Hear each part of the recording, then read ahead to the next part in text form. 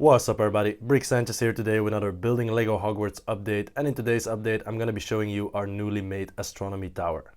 Now before we go any further, be sure to subscribe, hit that notification bell, leave a like and leave a comment as well, that way you might be featured in my next video. And now moving on with my favorite comment on the previous video. Thank you so much to Ann Smith for your lovely comment. I always get excited reading those, and thank you so much for purchasing the instructions of the Great Hall. I really hope you enjoy building it as much as I have enjoyed designing it as well. And I do plan on making instructions for the rest of the buildings as well. I've been working for quite some time on the instructions and digitalization of the Grand Tower, the new Grand Staircase Tower. And so hopefully that will be finished in like a month or so. So please bear with me. But anyways, as you can see now in the back, we do have an Astronomy Tower, which is looking a bit better than the one we had on the stilts in the previous videos.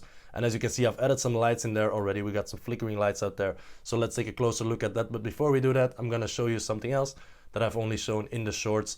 Just a quick view of our new Whomping Willow with the car on it and stuff. So let's take a closer look at that first. Alright, so out here we have our newly remodeled cliffside with the Whomping Willow hanging kind of over it with the Fort Anglia on top of that, of course. Now at first I was thinking a lot about the position of the Whomping Willow, and I did want to have it behind the Great Hall here, but then eventually I decided to put it in a much more prominent position so we could easily see it when we enter the Lego City Room and we see our main view here. So I really love it with the lights of the car, etc. Then also this cave here used to be a transformation cave for Lupin, where he would switch from werewolf to, of course, this regular Lupin version. But I replaced that with the kind of cave or little tunnel that's going underneath the Whomping Willow. So let me try to put him in there. We can get him to fall underneath there. But so yeah, anyways, then out here the Whomping Willow can also move.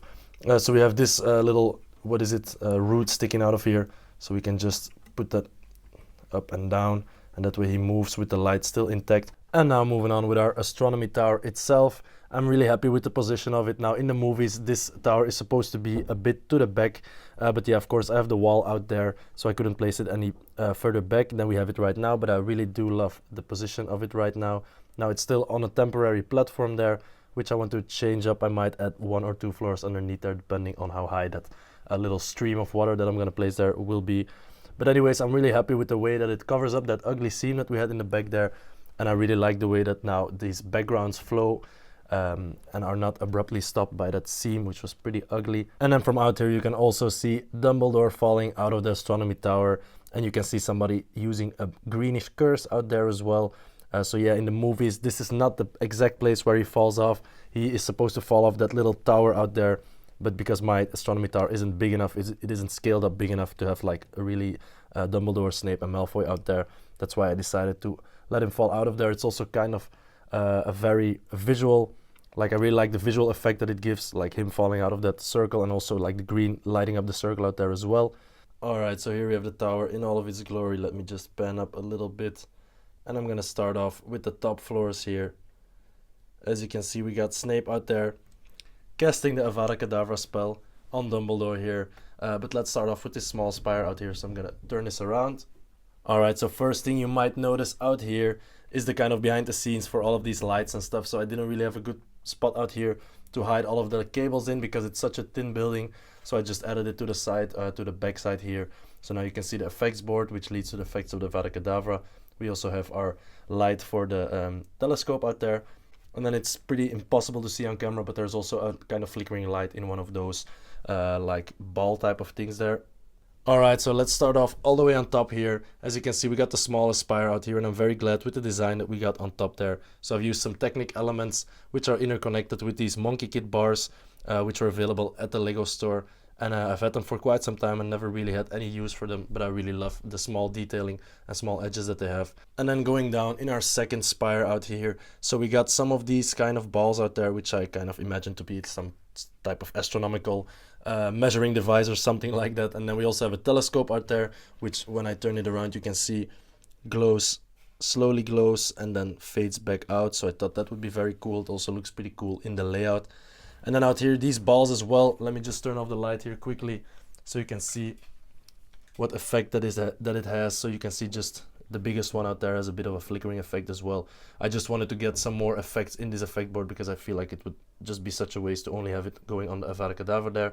But so anyway, so we got those two out there. Just a small little place, and this is originally the place normally, if I'm not wrong, where Dumbledore meets his demise. And now moving down once more, you can see the backsides of Snape and Malfoy here. Snape is rocking a pretty awesome cape, if you ask me. But so you can see their backsides, and you can see this kind of like astronomical thing out there as well. And he is doing the Avada Kedavra, of course, on Dumbledore.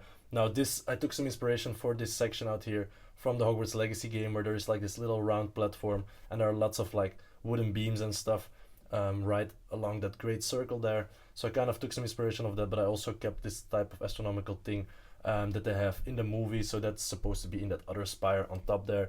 But I've designed this room underneath here to be kind of the supporting structure of that round platform that we have above there. And in the movies, of course, Harry's looking from underneath there. He's looking kind of through this solarium type of thing and seeing how Dumbledore gets killed. So this was kind of my way of showing that. Now here you can also see we got a light on the right side, just a regular light, and then we also have this special like space whatever type of brick there, which is also using an effect connected to that effects board. Alright, so now I've turned the tower around again so we can get a good glimpse of Dumbledore tumbling down out there. But I've actually done this to show you the play features that I've installed inside of the tower, especially in this part here. So as you know, I like to include a lot of play features, or as much as I can, in my Hogwarts build, especially because for me personally it just adds a touch of magic to have like an unexpected twist or unexpected opening feature or something like that. So in this one we actually do have two features, and the first one is actually linked to the lighting situation. So we got the blinking light out there, the Avada Kedavra, as well as this pulsating light, and some other ones that were connected, which I've shown you earlier. So now what I've did also, I've connected that effects board to an IR sensor behind this circle out here, which means when I do this, that the lights go off, and then when I go around there again, the lights turn back on. So in any case that I wouldn't want to have this flashing lights all visible and stuff, and I just want to have like a nice static Hogwarts view, then I can just turn that off as well. And then for our second play feature, we'll have to look at Dumbledore here, and this is actually his standard version, so this is just what I put up when the castle is in place, so we can have him out there always falling down. And this also uses some of those superhero transparent supports to have him hanging out there. But there's actually a second way, or a more interactive way to have him fall off here. So first off, what I'll have to do is place him in position, which can be pretty difficult, like this. Now, this requires some skill.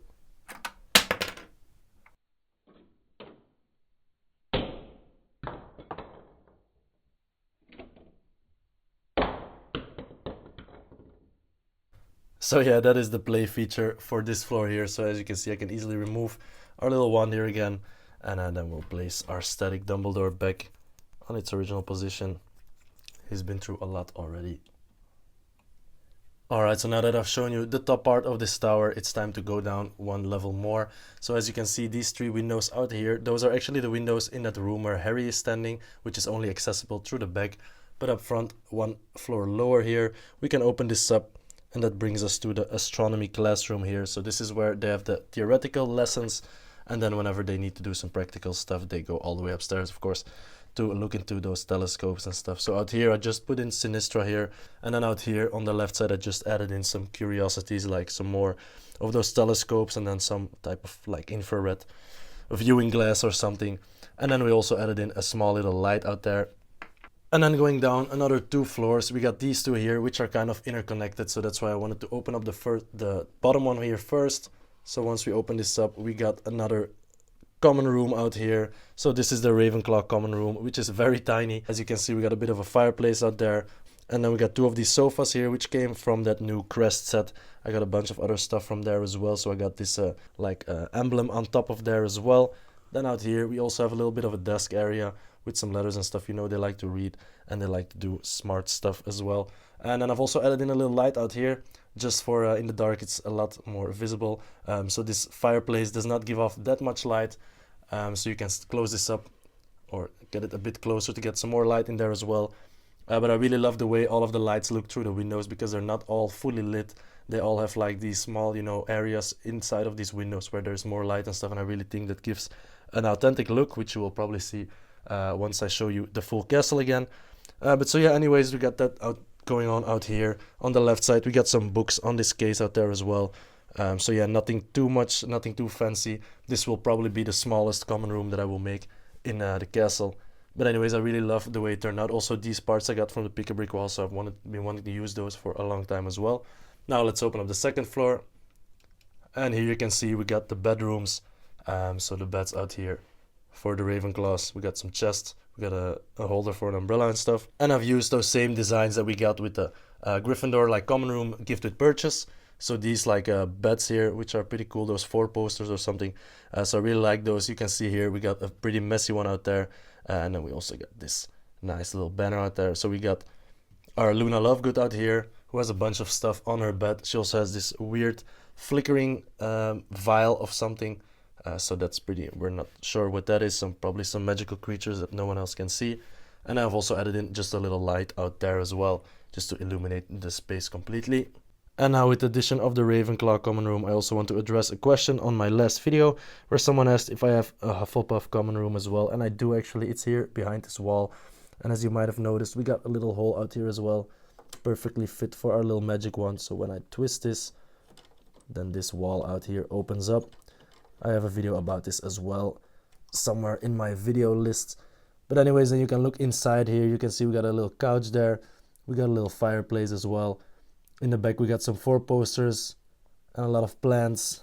We also have a flesh-eating plant out there. But now since playing Hogwarts Legacy, I do want to upgrade this a bit more, add some more of those wooden beams. But anyways, now I've placed the tower back in its original position here, and I just wanted to show you some of these features that are also accessible when the tower is in place here, of course. So we got our little lights going out there. Yeah, I'm sorry, I just used my finger for the moment. Now the Dumbledore one is gonna be a lot harder to show from out of there. But anyways, then we can also see this opening up here. So all of the floors are able to open up, albeit a lot more difficult to look inside of them. But so yeah, you can see that we can still access them, which is something that I really wanted. But if you want to see what's on the top floor, then you will have to take it apart, which is not that hard to do either. You can just take it off like this using the wireless connector. Then I can still put it on there as well. As you can see, it's still a bit wobbly at the moment. So I've used some reinforcements down there. I still have to clean all of that up, of course. But I was just so eager to show you guys the progress on this tower already. But yeah guys, so far today's LEGO Hogwarts update. Now I truly hope you have enjoyed this video. If you have, be sure to subscribe, hit that notification bell, leave a like and leave a comment as well. Let me know what you guys think of the new additions and let me know what you want me to work on next as well. Thanks a lot for watching and I will see you in the next one.